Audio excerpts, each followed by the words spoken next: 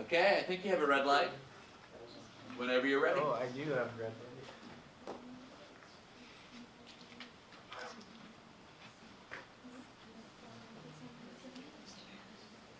Want me to hit it for you so you can like be already I'll up just do it and walk over. Ready, set, go. So what's up, everybody? We are Group 1. My name is Connor O'Hanlon. Today we have with me Eric, Jonathan, Sabina, and Susie, and we'll be discussing interviewing today.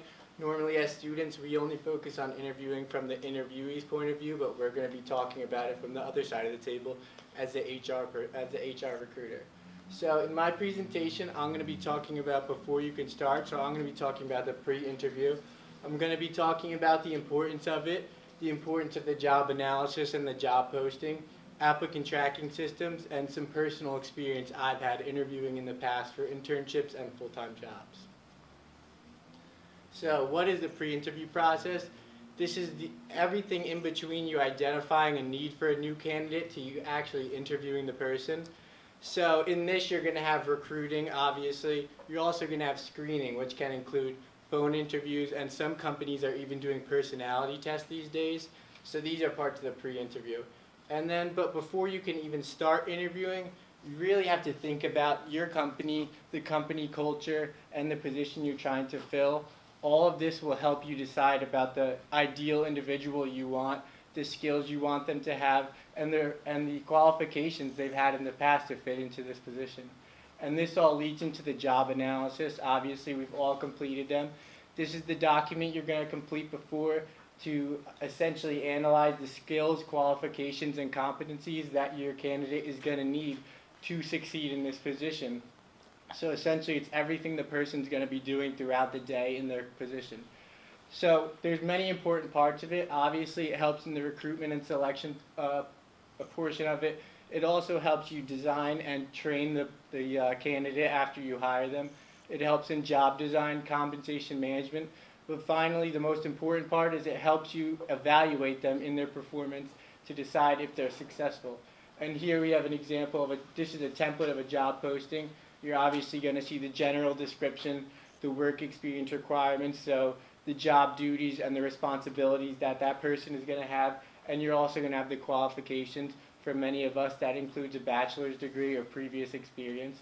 And then what are some other things you're going to include in the job posting? You're obviously going to include the company name, the job title, the department, who they're reporting to, any qualifications, any duties or responsibilities. And you're also going to include miscellaneous things like compensation, physical demands, or travel if that is required in the position. And this all leads into the applicant tracking system, which is something recruiters are using to streamline the entire process. This is a software program that helps with the recruiting process and can eliminate many candidates based on the lack of keywords that they have in their resume that matches up with this position. So why are they using ATS? Recruiters are using ATS simply because it saves them a ton of time.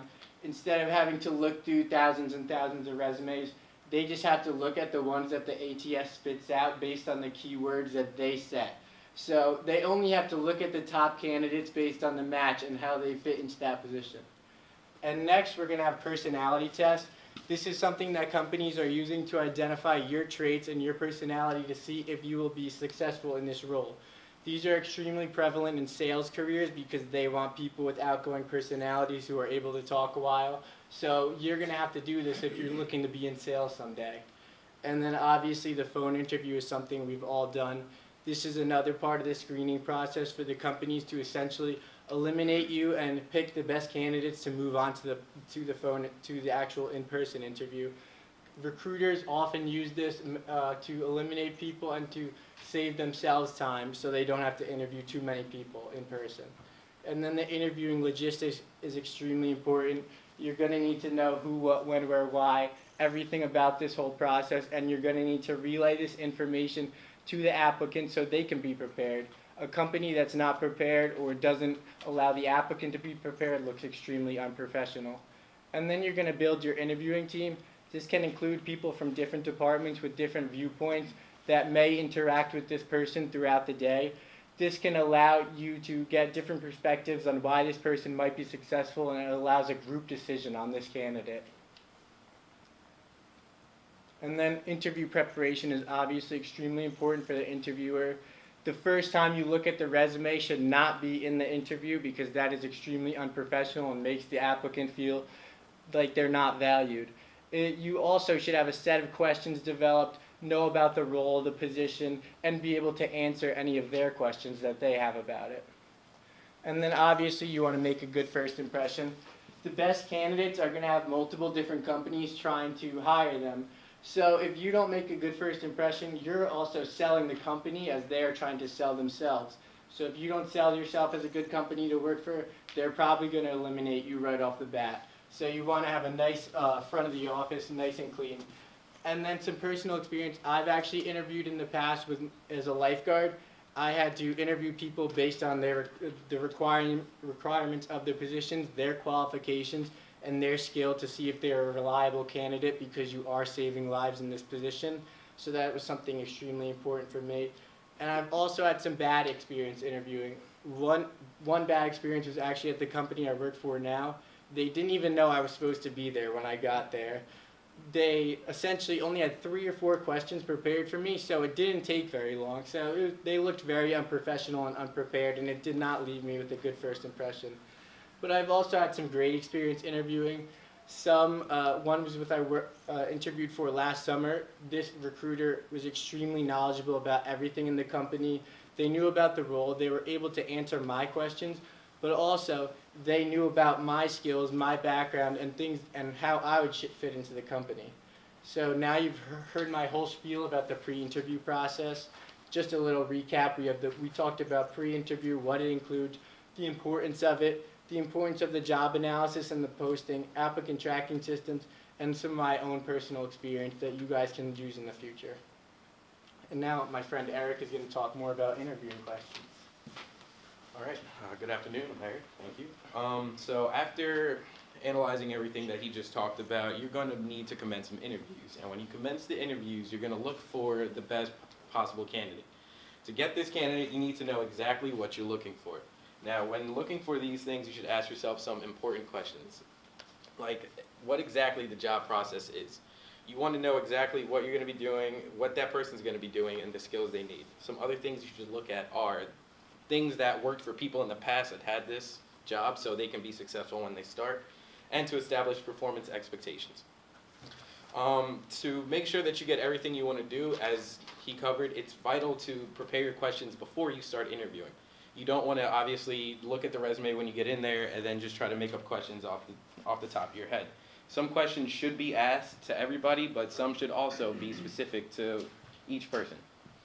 A simple way to start off would be obviously lead off with an easy icebreaker. Nothing too complex. It just builds the connection between you and the person you're interviewing, build up a better rapport, and then everything can go smoothly because they feel a little bit less pressure on them. Some obvious questions, nothing complex, just maybe something like, how is your commute to the office? Did you find where we're located easily? Anything to kind of get conversations started.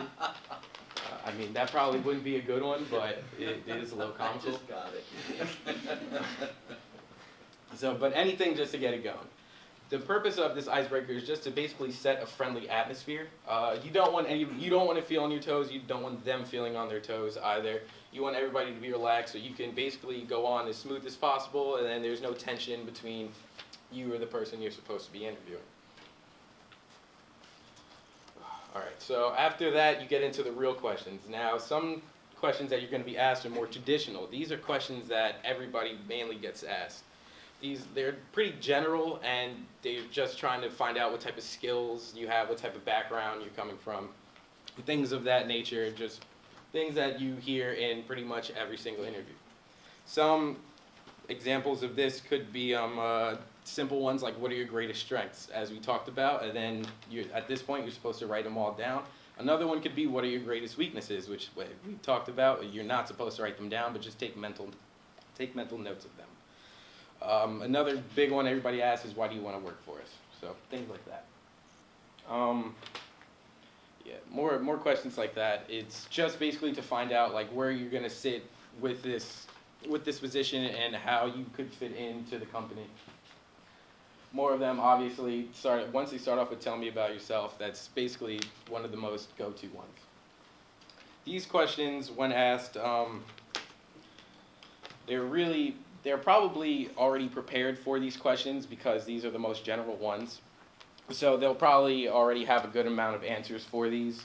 And these also help relieve the tension between the whole interviewing process. Another type of questions that you will be asked are situational questions. These are questions specific to the position that you are interviewing for and how they should react if something were to happen in that certain situation.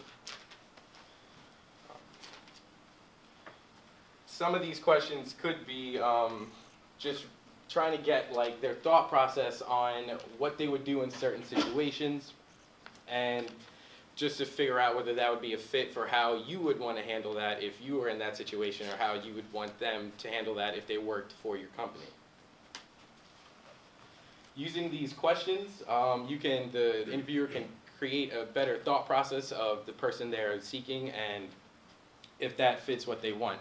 The interviewer should already have some questions thought up or some answers thought up that they would like to hear back when they ask these questions, to not really think about it and just see that it already matches up. The last type of questions you will be asked are behavioral-based questions. These are very specific to each interviewer. They will have to share some experience from their past, and this is where you can really get to know them a little bit more if you already haven't gotten to already. Each answer should include these four specific: the situation, what exactly happened, the task, what you were supposed to be doing, the action you took to combat whatever happened, and the result of what happened after that. If you get all these answers, then you will completely get the whole situation, and if you don't get an answer to any one of these, then you should ask them to go back and go over it again. Most of these a popular example is if they start off with tell me about a time when. After this, you'll probably hear something like when you were faced with a crisis in a job and how did you handle it, or when you had to disagree with your boss and then how did you go about it and what was the outcome after that. So some personal experience, behavioral questions are very tough, especially if they're asking you for something you may not know already, like if you've had to deal with a troublesome situation in a job, maybe everything worked fine for you. So for these, I feel like if you need to, you kind of got to like bend the truth a little bit just to make it like fit the question, but don't lie. After that, there is important that when you're doing the whole icebreaker stage in the beginning, you really want to build a good rapport with them to make sure that everything goes easy. The rest of the interview won't be awkward after that. You won't feel like you're just waiting to get out of there or they're just trying to get you out of there. Everything will flow smoothly after that. And for the situational questions, as I already said, definitely have a desired answer already in mind. Because if you have to write down everything that they say right when it happens, then that might not be so good and you might miss some things that are very important to hiring this person. So it's definitely important that you want to already have some of your answers in mind when you ask these questions. All right, to recap, we talked about what you're supposed to do before the interview to have your questions ready. We talked about the importance of the icebreaker and what it does for the atmosphere of the whole interview. Some of the different questions that we went over, the behavioral-based, situational, and the general traditional questions, and all the answers you're looking to get for them. Next, Sabina will talk about New Jersey pre-employment. Hi everyone, my name is Sabina. I'll be talking about the New Jersey pre-employment inquiries. So I'll basically talk about what is acceptable and not acceptable to ask applicants during an interview. So we'll start with availability for overtime. You're allowed to ask the applicant for their availability for overtime on weekends and evening shifts. However, you should ask this question to both male and female and not one specific gender. You should also not ask this question because you think you may occasionally need them for overtime. Next is citizenship. You're allowed to ask the applicant whether they are prevented from working in this country lawfully with their immigration or visa status. However, you should ask these questions after you hire them and not before hiring the applicant. Next, we have the credit inquiries. There are a few questions that you can ask about credit inquiries. However, you should definitely check with your management and the affirmative action office to see